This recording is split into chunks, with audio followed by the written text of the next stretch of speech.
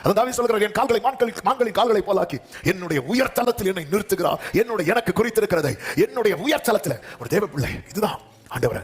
யார் எத்தனை சவுல்கள் வந்தாலும் ஆண்டவர் அதுக்கு கீழே பாத்துறாரு. ஆண்டவர் இதெல்லாம் உங்களால நம்ம தேவனுடைய வல்லமையை குறைத்து மதிப்பிடுவதின் முதல் அடையாளம் என்ன தெரியுமா? அந்த காரியத்துக்காக ஜெபிக்கிறதை விட்டு விடுவது. யவீருவின் வீட்டார் வந்து சொல்லும் போதே முதல் வேட என்ன சொல்றாங்க தெரியுமா? போதகரை ஏன் வருத்தப்படுத்துகிறீர்கள்? அதன் அர்த்தம் என்ன? இனி நீ இந்த காரியத்தை அவர்கிட்ட கேட்காத. நம்மளால முடியாத ஒரு காரியத்தை நம்ம கிட்ட கேட்டாங்கன்னா நமக்கு என்ன உண்டாகும் தெரியுமா? வருத்தம் உண்டாகும். அடுத்து என்ன உண்டாகும்? கோபம் உண்டாகும். நமக்கு வேண்டப்பட்டவங்க நம்ம கிட்ட ஒரு காரியம் கேட்டு நம்மளால முடியலன்னா நமக்கு என்ன உண்டாகும் தெரியுமா? ரொம்ப வருத்தம் உண்டாகும். ரொம்ப வருத்தம் உண்டாகும். நமக்கு வேண்டப்பட்டவங்க ஒரு காரியத்தை நம்ம கிட்ட கேட்டுச்சேன், பிள்ளைங்க ஒன்று கேட்குறாங்க, நம்மளால அதை வாங்கி கொடுக்க முடியல, அது எவ்வளோ பெரிய வருத்தத்தை உண்டாக்கு தெரியுமா? ஆமாம், வந்து சொல்றாங்க, அவரை வருத்தப்படுத்தாதீங்க. ஏன்னா யவீருவை இனி அவரால் என்ன செய்ய முடியாது. அப்பதான் ஆண்டவர் பார்க்குறாரு, யவீருவை எனக்கு வருத்தம் என்னன்னு சொல்லவா? நீ இவ்வளோ நாள் என்கிட்ட கேட்டுட்டு இப்போ சூழ்நிலை மாறினதை என்கிட்ட கேட்காம போவாரு, அதான் எனக்கு வருத்தம். சீஷர்கள் ஆண்டவர் ஃபீல் பண்ணி சொன்ன காரியத்தில் ஒன்றுன்னு தெரியுமா? நீங்க இன்னும் என் நாமத்தினால ஒண்ணுமே கேட்கல. என் நாமத்தினால கேட்கல. என் நாமத்தினால நீங்க ஒண்ணுமே கேட்கலையே. அவர் ரொம்ப ஃபீல் பண்றாரு. நம்ம கேட்டா மனுஷங்க ஃபீல் பண்ணுவாங்க, கேட்கலன்னா கர்த்தர் ஃபீல் பண்றாரு. அது தேவனை கொடுத்த பார்வையை சுருக்கி விடாதீங்க. 5வது தாவீதின் செயல்.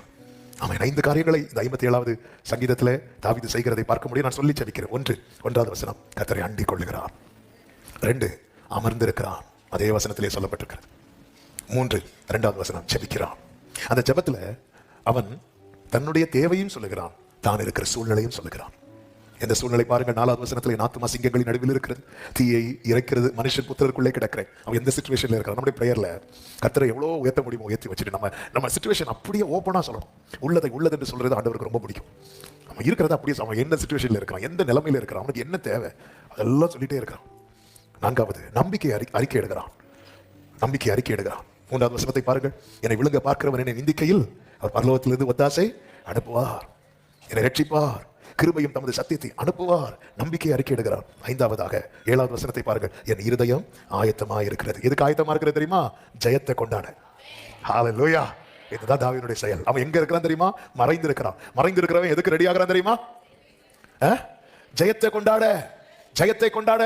ஒரு தேவ பிள்ளை, இன்றைக்கு நீ மறைந்திருக்கிற விக்கினங்கள் உன் வாழ்க்கையிலே நெருக்குகிறது, அது கடந்து போகும். அதான் தாவீது சொல்றான், விக்கினங்கள் கடந்து போக மாட்டோம். ஆனால் இன்னைக்கு யுத்த நாளில் கர்த்தரின் தலையை மூடி இருப்பது உண்மைதான். ஆனால் அவன் மீதிலோ அவன் கிரீடம் போக்கும், அவன் சத்துருக்களுக்கு வெட்கத்தை உடுத்துவேன் என்ற வார்த்தையின்படி. ஆமென். நல்ல புரிந்தவர் தேவன் உங்களை மறைத்து வைத்திருக்க. நீங்க ரெடி ஆகுங்க. எதுக்கு ரெடி ஆகணும் தெரியுமா? ஜெயத்தை கொண்டாட. இன்னும் கொஞ்ச காலத்துக்குள்ளே கர்த்தர் என்னென்ன செய்தார் என்று யாக்கோபை குறித்து சொல்லப்படும்.